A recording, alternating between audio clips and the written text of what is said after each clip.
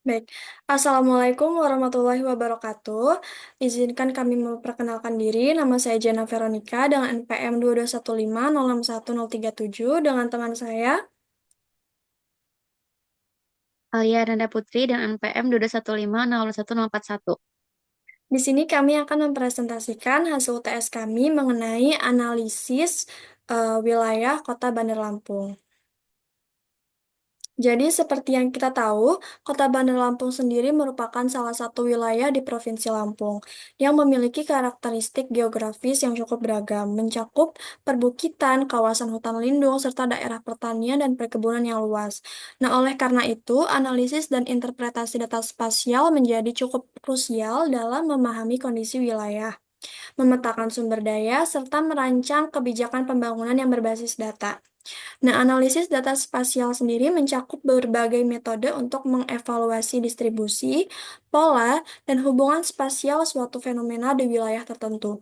Dalam konteks Bandar Lampung, data spasial dapat digunakan untuk menganalisis penggunaan lahan, kepadatan penduduk, infrastruktur, serta potensi bencana alam seperti tanah longsor dan banjir.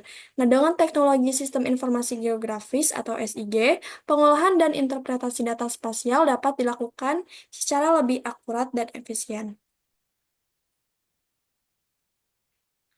Nah, berikut merupakan hasil pengolahan data spasial yang telah kami buat, di mana bisa dilihat di sini merupakan peta kota Bandar Lampung, dan kami sudah menganalisis peta kota Bandar Lampung ini dengan membagi kecamatan dengan merepresentasikannya dengan warna-warna yang berbeda. Contohnya untuk Kecamatan Padang Cermin, di sini kami merepresentasikannya menggunakan warna biru. Dan untuk Kecamatan Panjang, di sini kami merepresentasikan Kecamatan Panjang dengan warna lebih ke kuning kehijauan. Selain merepresentasikan dan menganalisis kecamatan yang terdapat di wilayah Kota Bandar Lampung ini sendiri, kami juga sudah menganalisis fasilitas-fasilitas umum yang terdapat dan tersebar di wilayah Kota Bandar Lampung, di mana bisa dilihat di sini untuk fasilitas yang cukup merata sebarannya yaitu untuk fasilitas pendidikan, di mana fasilitas pendidikan sendiri ini kita simbolkan dengan dot biru atau bulat biru. Bisa dilihat di sini sebarannya cukup merata dan untuk sebaran rumah sakit sendiri ini menggunakan simbol tanda plus merah. Ini tersebar di pusat kota, khususnya di Tanjung Karang, Langkapura, dan juga di daerah Teluk Betung. Mungkin secara lebih rinci akan saya jelaskan di slide berikutnya. Baik, di mana di sini untuk rumah sakit itu kami simbolkan menggunakan tanda plus merah.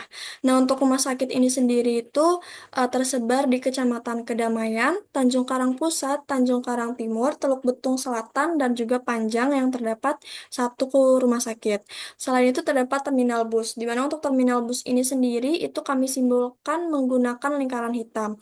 Dan untuk terminal bus ini tersebar di daerah Raja Basa, di mana ini merupakan akses utama keluar masuk kota bagian utara, lalu terdapat di Tanjung Karang Pusat, dan juga terdapat di Panjang sebagai akses ke pelabuhan.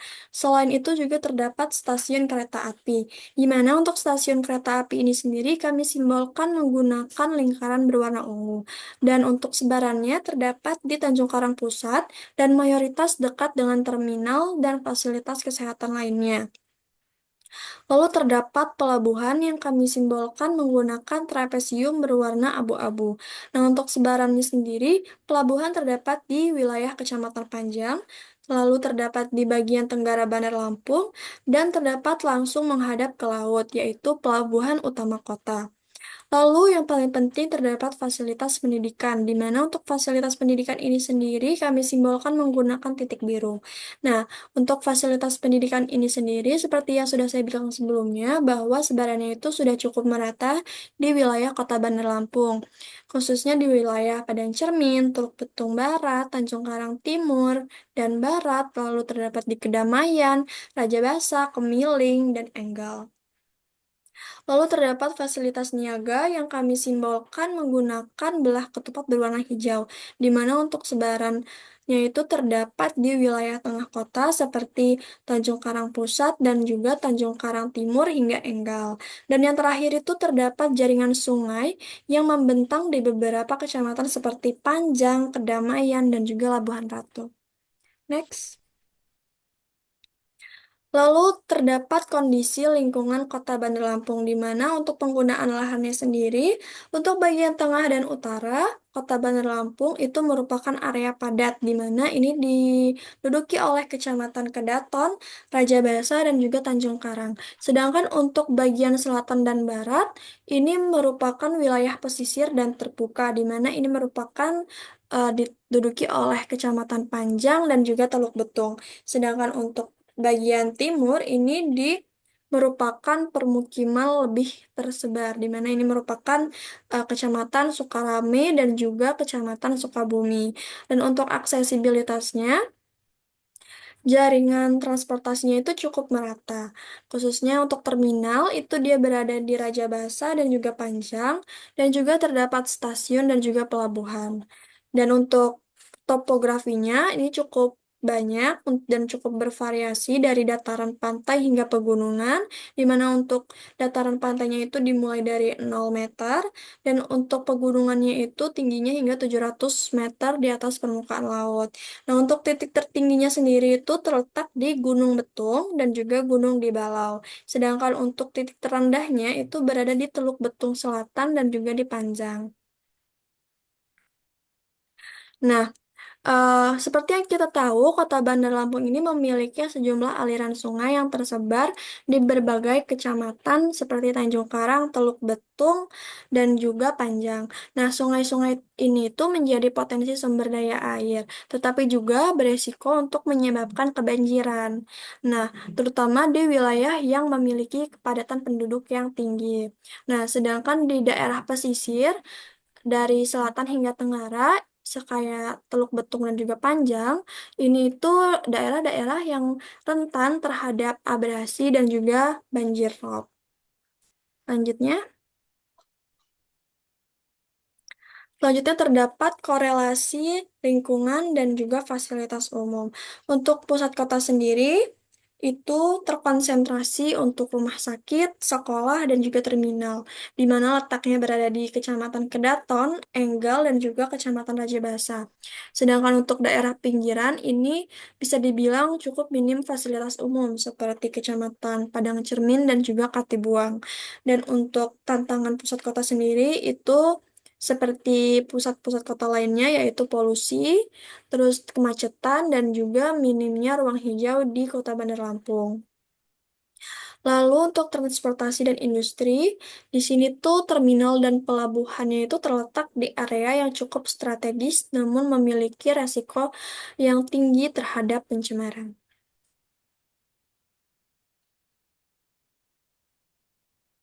Dan untuk jaringan jalan dan transportasi, yang pertama distribusi jalannya itu cukup padat di pusat kota, sedangkan cukup jarang di wilayah barat dan selatan.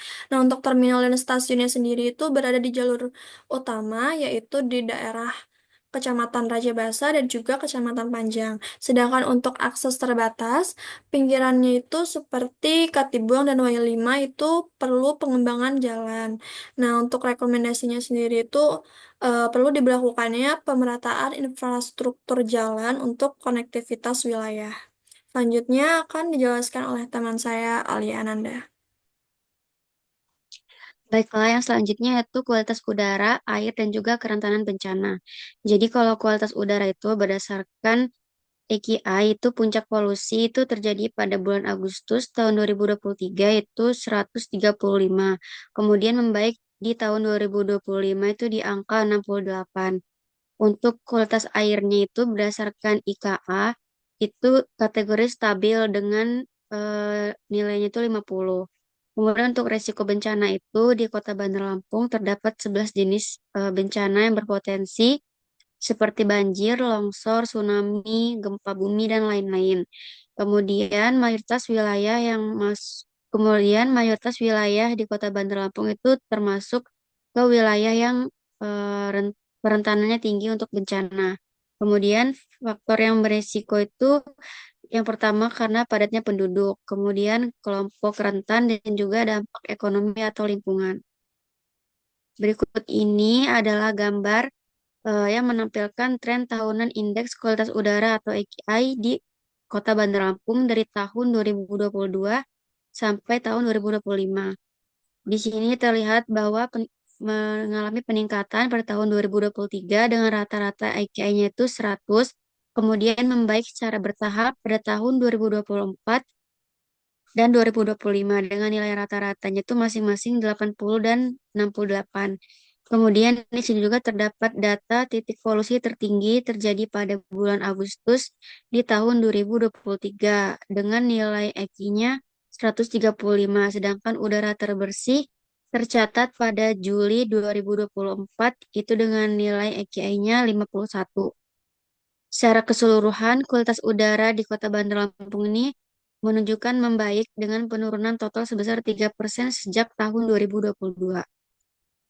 Kemudian di sini ada data eh, kualitas kualitas air berdasarkan Indeks Kualitas Air IKA di Kota Bandar Lampung untuk tahun 2022 dan 2023. Nilai IKA pada tahun 2022 itu adalah 50,95 dan sedikit menurun menjadi 50,00 pada tahun 2023. Data ini bersumber dari Dinas Lingkungan Hidup Kota Bandar Lampung. Kemudian penurunan kecil ini juga menunjukkan bahwa kualitas air relatif stabil, namun perlu diperhatikan agar tidak terus menurun di tahun-tahun berikutnya. Kemudian di sini untuk kerentanan jenis bencana. Di sini terdapat 11 jenis bencana yaitu ada banjir, banjir bandang, cuaca ekstrim, epidemi dan wabah penyakit, gelombang ekstrim dan abrasi, gempa bumi, kebakaran hutan, lahan, kegagalan teknologi, kekeringan, tanah longsor, dan tsunami. Pada gambar ini menampilkan klasifikasi tingkat kerentanan terhadap berbagai jenis bencana di wilayah Kota Bandar Lampung. Terlihat bahwa semua jenis bencana memiliki tingkat keterpaparan penduduk yang tinggi. Bencana seperti banjir, banjir bandang, cuaca ekstrim, dan lainnya itu dikategorikan memiliki tingkat kerentanan yang tinggi. Sementara itu, kebakaran hutan dan lahan, kegagalan teknologi, dan kekeringan memiliki tingkat kerentanan yang sedang, meskipun tetap menunjukkan paparan tinggi terhadap penduduk. Nah, dari tabel ini juga menyoroti pentingnya kesiapsiagaan dan mitigasi bencana yang komprehensif, terutama untuk bencana dengan kerugian ekonomi dan lingkungan yang signifikan. Nah, pengkajian di penilaian tabel ini itu mengacu pada standar pengkajian risiko bencana yang dikeluarkan oleh BNBP. Selanjutnya, analisis spasial area yang rawan banjir. Yang pertama itu yang rawan di ketinggian yaitu Teluk Betung Selatan, Panjang, Kedamaian, Pelabuhan Ratu, dan Tanjung Karang Pusat.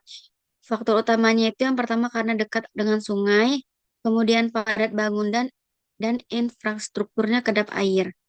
Kemudian untuk wilayah yang relatif aman itu ada Padang Cermin, Patibung atau wilayah tinggi dan hijau.